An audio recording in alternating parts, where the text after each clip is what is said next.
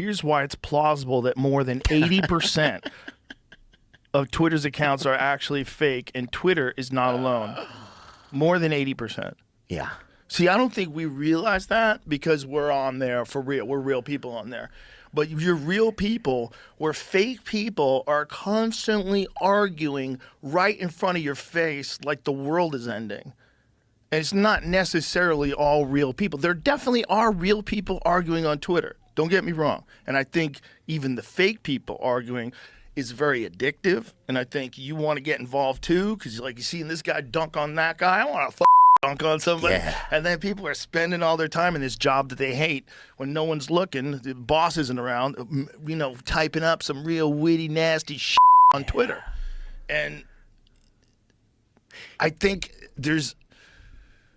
you want to be able to do that anonymously. But if you do have that and you don't know who's doing what, you do get to this point where someone can manipulate it. But if you do know, then the problem is the government has already shown how shady they are when someone comes out and says something that goes against what they agree with or what they're trying to push or what agenda they have or what's best for them financially. So they'll throw the kitchen sink at you. We've seen them do that. You can't have those kind of people in power where they can know exactly who's saying what. You still have to have the ability to have whistleblowers. So you have this conundrum.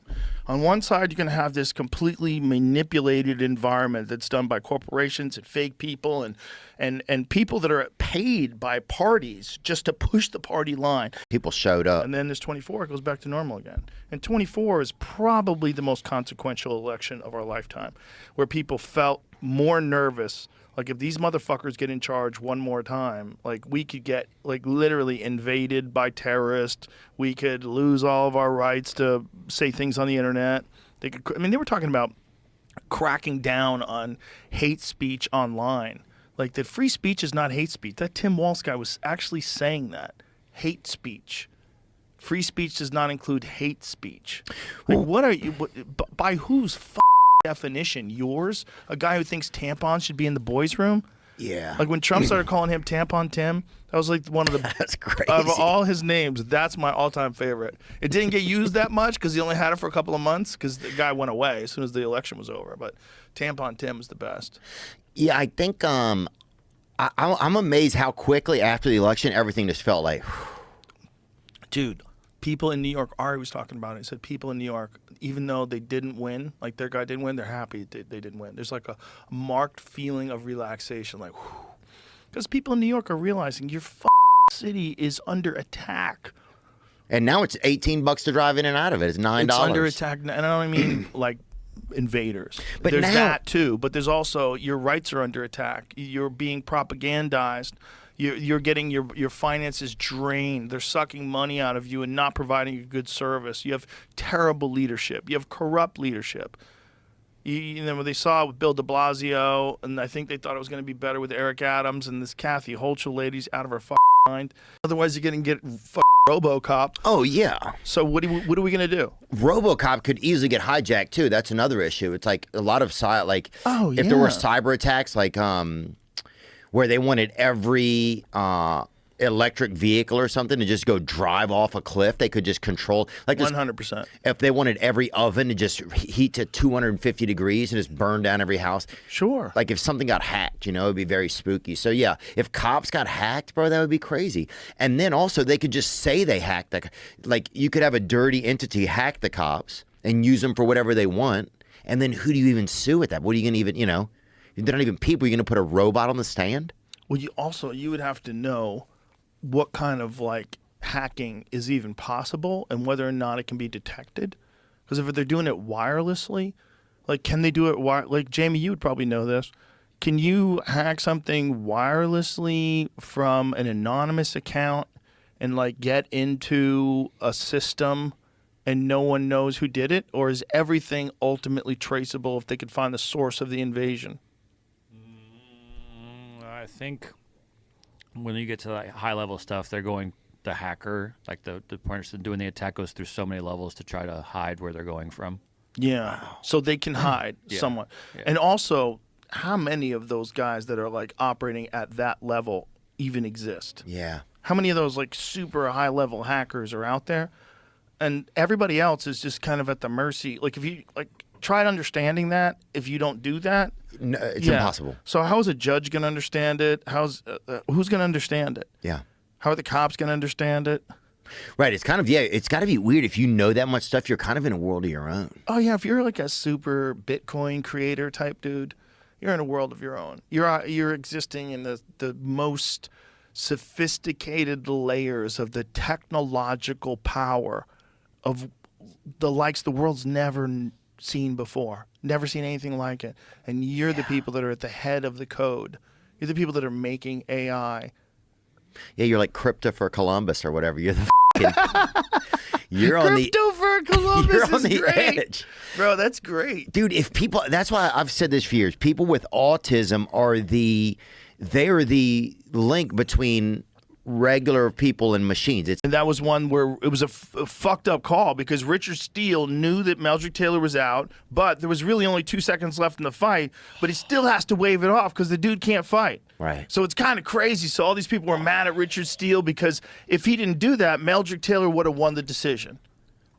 So he stops the fight with like 2 seconds to go. How many seconds was it when he called the fight off? I don't think I'm exaggerating when I say 2 seconds. Might have been 5 seconds. And what would you do in that situation then? Well, he's doing the right thing. The referee is there to save the fighter. If he takes one more punch in those 2 seconds and that one punch kills him, right? That's him. It's on him. 17 when he went down. So 17 he goes down. Well, so let's see what happens. So he gives him the count, which is a standing 8 count, and then he looks at him and he asks him a couple of questions. Give me some volume. So look, he's not looking at the clock. He's looking to save this guy. But look at him. Look at him. Wow. He looked him in the eye. He wasn't there. 3 seconds left. But he's doing the right thing. He's doing the right thing. It's crazy if there's 3 seconds left, but he is doing the right thing. Because a referee's job is to make sure that they stay alive. Yes. Protect the fighter. Because a fighter wouldn't make the right choice, you're saying? Right. That's why a referee has to protect the fighter from a cut. Like if the cut's too bad, the referee has to call it or bring in a doctor to call it. There's some times where the referee, it's a judgment call, and sometimes they get it wrong because they're human. You can't do that. They won't let you do that. Yeah, but that's what they said about everything. Yeah, but that one's been a hard line for a while. They used to be able to do blackface. Think about it. So many people did blackface in movies. Robert Downey Jr. did blackface in the early 2000s, right? Good point. Jimmy Kimmel did it. Look at that movie Soul Man. Remember? The guy pretended to be black to get like a college Trudeau education. Did it. Yeah, he did it. A lot of people did it. Lexter Holt, I don't even think he looks. I think that's his real skin color. You do? Yeah, I think that is. Okay. That's a rumor. The point is, it's going the other direction. It's not going the direction of like the Rachel Dolezal. No. I think you're going to have a real surge coming up. Well, there are people that have tried it. The problem is now with 23andMe, it's real hard to pull Mike off. Perry. He's got like 2%. You're gonna tell? Hey, I ain't gonna tell him he ain't. You know what I'm saying? That's for sure, dude.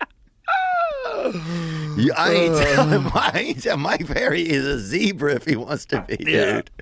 But I'm not interested. Can you bring in up arguing. people that are trying to be black and see, like by texturizing their skin? There's new things, Joe. Well, I definitely think that people are taking pills. I've heard of that. Yeah, darkening pills or whatever. Yeah, there's some kind of medication that you can take. Maybe it's a peptide that darkens your skin. Oh, it may be a peptide, but I've heard of it. It might even have some weird like melanin name, like melanolin or something like that. I don't remember though. But I do remember seeing it on an internet article where, there's like how far are people going to like look different and all the different shit that people are doing. Dark Buddy or whatever they're calling it. Dark Buddy? Yeah, they call it Dark Buddy. And you just like take a couple pills of it. Oh, you're thinking of Justin Trudeau doing blackface. Dude, he just retired. He's just retired, yeah. That's crazy. Well, he's stepping down till they're going to have to find a replacement, and then he leaves. I liked him better when he was black. But that was very brief, I think. But still, For dude, a few he was hours. a vibe then. Bro, people have hammered on that guy so much. But if you are under one universal control, and that federal control controls all of the social issues, all of the contentious issues about whatever it is, whether it's Second Amendment, First Amendment, abortion, immigration, whatever. If you have like central control, then you stifle the debate about what's best for the population. Because when the people get into control, they enforce that, and then they penalize the people that don't agree with them. And they make it like real obvious that you step out of line, they're going to come get you, and they're going to arrest you, just like they're doing in the UK. While they're arresting people that are making Facebook posts, you bet your ass there's a lot of people that want to post things on Facebook, and they don't. Yeah. Because they don't want to go to jail. And that's not good. That's not good. That's the problem with centralized control. Yeah, I just saw a thing where they, well, that seems like the scariest thing, because then it's like, well, how do you think that people here are like people there, or that the beliefs here are like the beliefs there? That's why I wish we almost had like places where it's like, okay, if this is how you believe, then this is a place for you, right? And if this is how you believe, then this is a place for you. Because I think if we have, I don't think you'd have that many places. You need probably 10 or 11 places. Well, but then you get the problem of people coming into a place and deciding that they want to put their own beliefs on this place and change the place. Yeah. That's where things get real weird. And you're seeing that with, a lot of countries that are getting a lot of Islamic immigrants, and they want to enforce Sharia law, and they want to do it in their neighborhoods and do it in their communities. And what is that thing? Is this bullshit? Because there was some patrol group of Muslims in New York that were driving around in cars, and they were dressed like cops. And I saw that. I was like, is this rage bait? Is this clickbait? Like, what is this? What is this I'm saying? This can't be real. So it was these guys dressed up like cops that had cars that looked like cop cars. It said something about like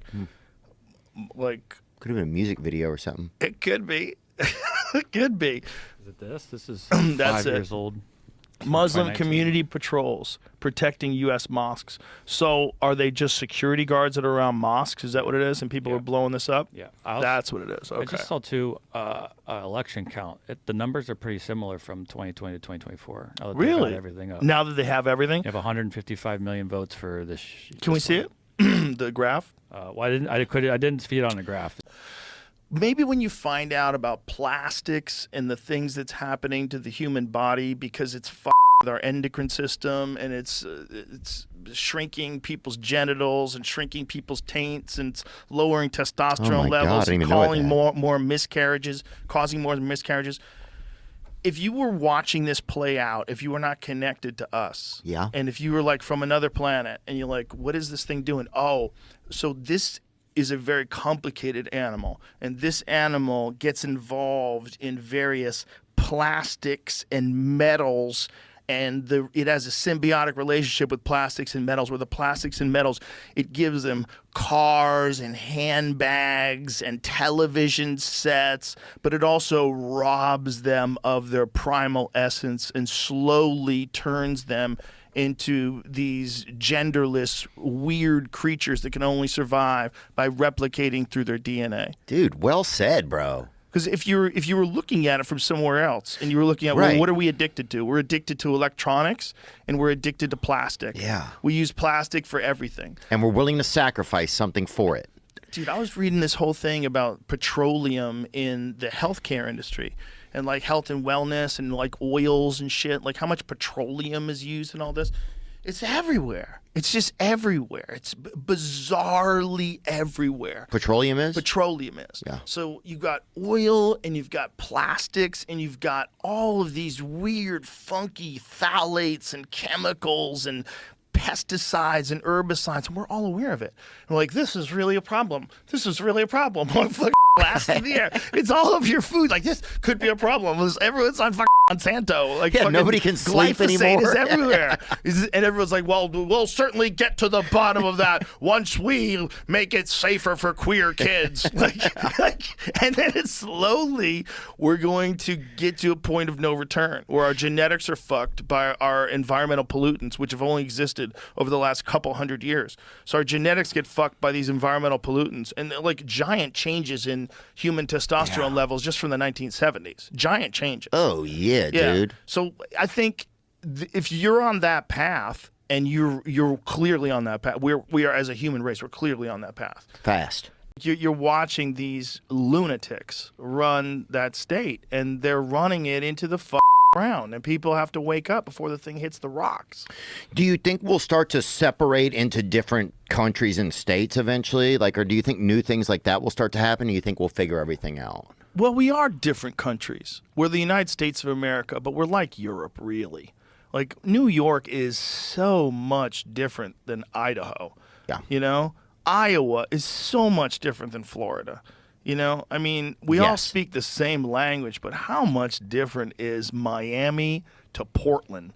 I mean, they might as well be in another country. Yeah. Like, you should have a passport to go to Miami. Yeah. They should check your papers if you want to go to Miami. You just went to Cancun, son. You should have a passport to go to Eastern Washington too, dude. Yes. Yeah. Yes. But it's like, we're a bunch of different spots, and that's one of the things that makes it cool, is that you can move to a new spot. But like you were saying earlier, like, you could move to a new spot for now. Like, we moved. You moved to Nashville. I moved to Texas. We moved because we didn't like the spot we were at. We found a spot that was like, this is better. Like, this is more relaxing. I feel better. But if you are under one universal control, and that federal control controls all of the social issues, all of the contentious issues about whatever it is, whether it's Second Amendment, First Amendment, abortion, immigration, whatever. If you have like central control, then you stifle the debate about what's best for the population. Because when the people get into control, they enforce that, and then they penalize the people that don't agree with them. And they make it like real obvious that you step out of line, they're going to come get you, and they're going to arrest you, just like they're doing in the UK. While they're arresting people that are making Facebook posts, you bet your ass there's a lot of people that want to post things on Facebook, and they don't. Yeah. Because they don't want to go to jail. And that's not good. That's not good. That's the problem with centralized control. Yeah, I just saw a thing where that seems like the scariest thing, because then it's like, well, how do you think that people here are like people there, or that the beliefs here are like the beliefs there? That's why I wish we almost had like places where it's like, okay, if this is how you believe, then this is a place for you, right? And if this is how you believe, then this is a place for you. Because I think if we have, I don't think you'd have that many places. You need probably 10 or 11 places. Well, but then you get the problem of people coming into a place and deciding that they want to put their own beliefs on this place and change the place. Yeah. That's where things get real weird.